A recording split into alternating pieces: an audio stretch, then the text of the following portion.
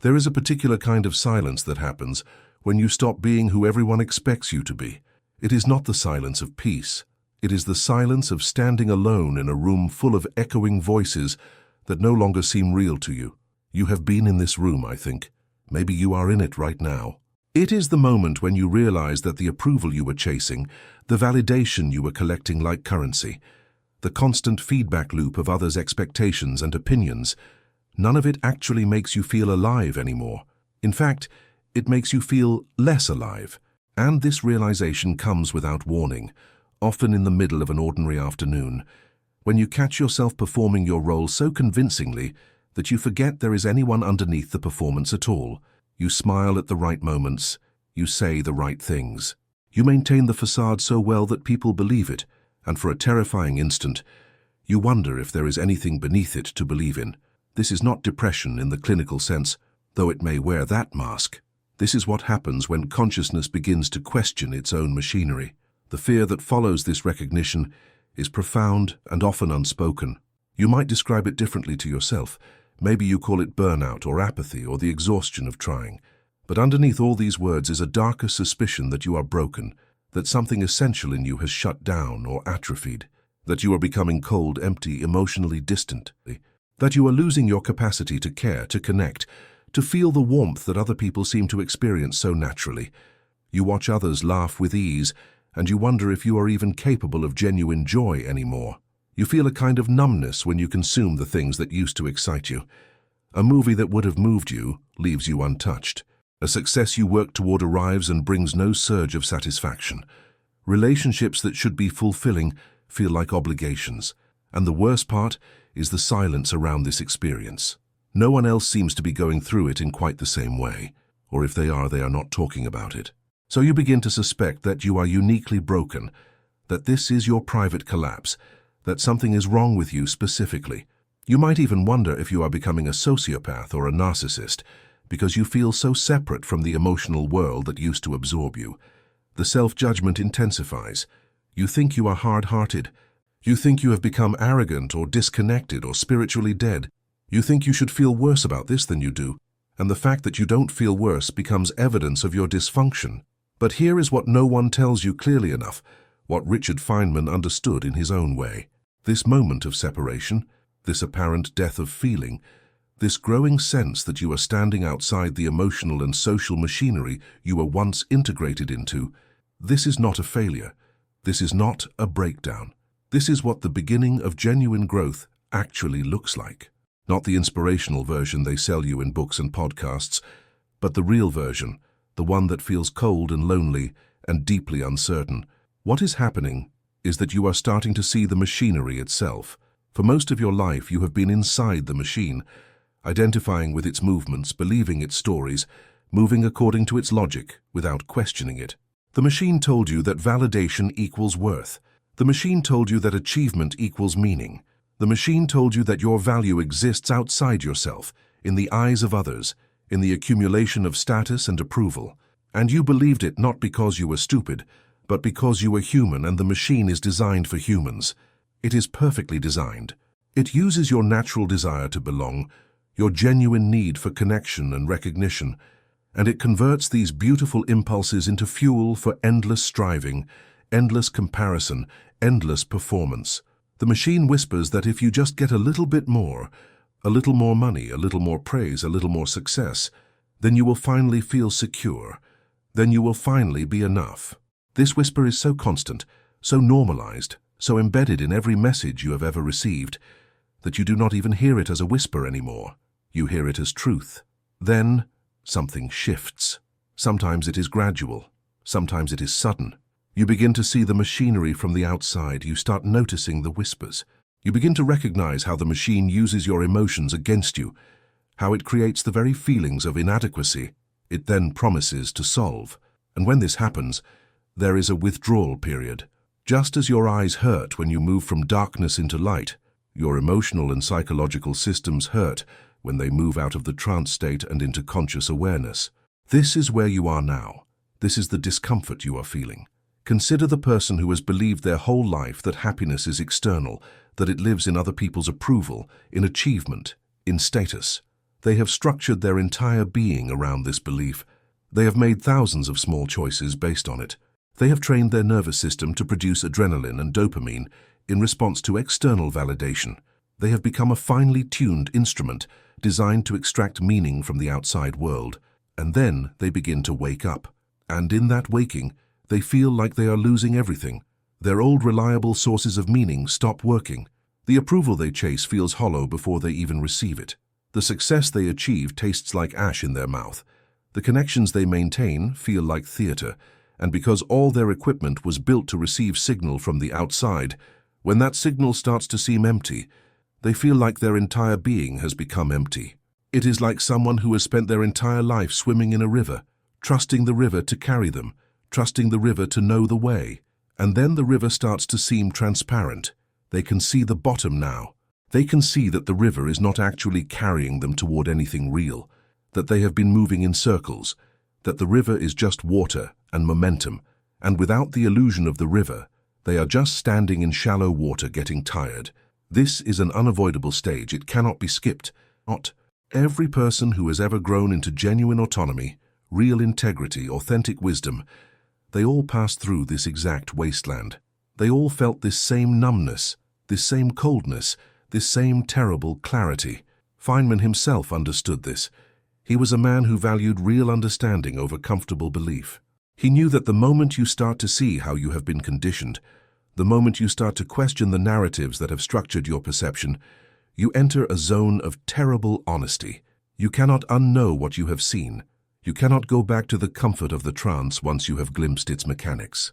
And this gap between seeing the machinery and being able to function in a new way, this is where the void lives. This is where the emptiness lives. This is where you are. The old rewards no longer work. The old stories no longer convince. But the new way of being has not yet solidified. You are in the liminal space. You are shedding a skin without knowing what skin you will grow into. And so you feel empty, not because you are broken, but because you are honest. You feel cold not because you are dead inside, but because you are awake. You feel separate not because you are alone, but because you are for the first time seeing through the illusion of connection that was never real to begin with. What looked like intimacy was recognition of shared illusions. What looked like belonging was agreement on collective narratives. And in this moment of clarity, you cannot pretend anymore, which means you cannot fully participate in the very machinery that once held you. The emptiness you are experiencing is not a symptom of dysfunction. It is a symptom of transformation. Think of a person who has been living inside a dream their entire life. Everything in the dream makes sense. The dream has its own logic, its own coherence, its own reward structure. The dreamer has learned to navigate the dream perfectly. They know which actions produce which results within the dream. They have relationships within the dream, achievements within the dream, meaning within the dream. And then they begin to wake up. The dream is still there, but they are no longer entirely inside it. They can see it for what it is now. And this is a profoundly disorientating experience, because while they are waking, they are not yet awake. They are caught between two states of being. The dream no longer makes sense, but waking consciousness has not yet fully arrived. So there is a period of genuine confusion and emptiness, a period where nothing feels real and nothing feels false, a period where the world becomes transparent and somehow less substantial as a result. This is not the same as the discomfort of wanting something and not having it. This is the discomfort of realizing that what you have been wanting was never actually what you needed. This is the discomfort of recognizing that your entire framework for understanding worth, meaning, connection, and purpose has been built on a foundation that will not hold under the weight of honest scrutiny. And there is no rushing this process. There is no cheerful reframing that makes it palatable. There is no perspective from which this becomes anything other than what it is, a necessary death that precedes any genuine rebirth. But here is what you must not do while you are in this space. You must not add judgment to the emptiness. You must not transform the honest experience of witnessing the machinery into a story about your own brokenness. The coldness you feel is not evil. The distance you feel is not a personal failure. The numbness is not evidence that you have become inhuman or monstrous. This is the great danger, the real trap that catches people who start to wake up. They see themselves becoming detached from the false sources of meaning, and instead of understanding this as clarity, they interpret it as becoming a worse version of themselves. They think they are becoming harder, colder, more selfish, more isolated. They think they are losing their capacity to care, and some of them, in an attempt to avoid this terrifying possibility, will deliberately return to the trance. They will readopt the old stories, recommit to the old machinery, because at least in that state they felt like they were a good person, a connected person, someone who cared. The alternative, remaining in the liminal space of honest discomfort, feels like becoming a monster. So they choose the familiar pain of the trance over the unfamiliar pain of awakening. And this is a choice that makes sense. It is a tragic choice, but it makes sense. The person who is waking up is afraid of becoming inhuman, so they choose to go back to sleep. They choose the comfort of a false self over the terror of an authentic one. This is one of the most important moments in a human life, and it is almost always invisible. No one around you will notice it. No one will write about the moment you decided whether to continue waking or go back to sleep. And sometimes the awakening person makes the right choice and continues forward, and sometimes they do not. But there is another possibility, one that requires unusual courage. It is the possibility of accepting the emptiness without interpreting it as evidence of your corruption. It is the possibility of understanding that what is happening is not that you are becoming a bad person, but that you are becoming honest about what a person actually is. You are realizing that the caring you felt, the connection you experienced, the meaning you found, a significant portion of it was generated by your own systems in response to cultural signals. It was real, but it was not what you thought it was.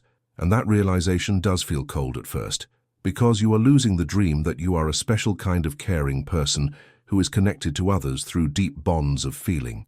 You are becoming aware that what you were participating in was a kind of mutual hallucination, where everyone agreed to tell the same story about themselves and each other in order to maintain the illusion of meaning and connection. And seeing through a collective hallucination while everyone else is still inside it is the loneliest thing that can happen to a person. But it is also the most lucid thing that can happen. And lucidity, real honest lucidity, is the ground upon which any genuine strength can be built. The risk you must navigate now is not the risk of being broken. The risk is the risk of armor. The risk is that you will look at your own coldness, your own distance, your own detachment from the machinery, and you will decide that this is good. You will decide that you have become enlightened or woke or honest or strong in a way that others simply are not. You will develop a kind of spiritual pride about your ability to see through things. You will become hard not just from clarity, but from judgment of those still inside the dream. You will use your newfound understanding as a weapon against others or against yourself. You will convince yourself that your isolation is superiority, that your distance is wisdom, that your coldness is clarity. And this is where the awakening process becomes corrupted. This is where genuine growth becomes replaced by a kind of spiritual narcissism, where you have traded one illusion for another. You have traded the illusion of being a good and connected person for the illusion of being a wise and awakened person. And the second illusion is, in many ways, more dangerous than the first, because it uses the language of truth to hide its own falseness. Feynman would have recognized this immediately. He was intensely concerned with honesty about what you actually know versus what you only think you know. He would have said that if you feel superior to others based on your own clarity, you are not actually clear. You are just performing clarity. You are identifying with an idea of yourself as an enlightened person, which is just another version of the machinery. It is the spiritual version, the philosophical version, but it is the machinery nonetheless.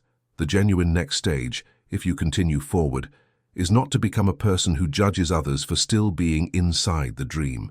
It is to become a person who understands that the dream is universal, that everyone inside it is doing their best with the tools they have been given, and that compassion for that struggle is compatible with clarity about the machinery. You can see how the system works without hating people for believing in it. You can understand the conditioning without feeling superior to those who are still conditioned. You can be awake without becoming hard. This is the most difficult balance to maintain, and the fact that you have not achieved it perfectly is not a failure. It is actually the clearest evidence that you are still growing, still learning, still honest enough to see your own edges. So what is left then? What is the destination, if there is one? It is this, a kind of quiet stability that does not depend on external input. Not happiness in the sense of consistent pleasure or constant joy, but something more like okayness with what is. A capacity to engage with the world, not because you need it to complete you or validate you or give you meaning, but simply because you are alive and alive things engage with their environment.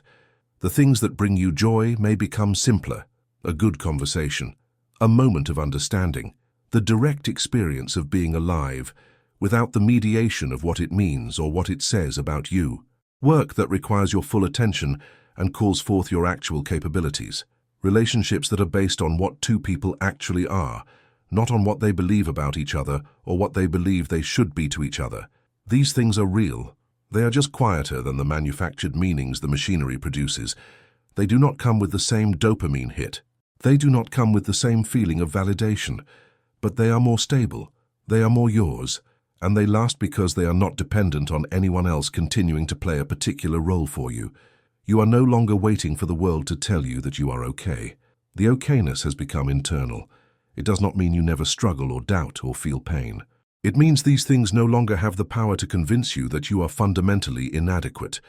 You have passed through the void, and you have understood something essential, that your worth was never actually something that could be given to you by others, which also means it can never actually be taken away.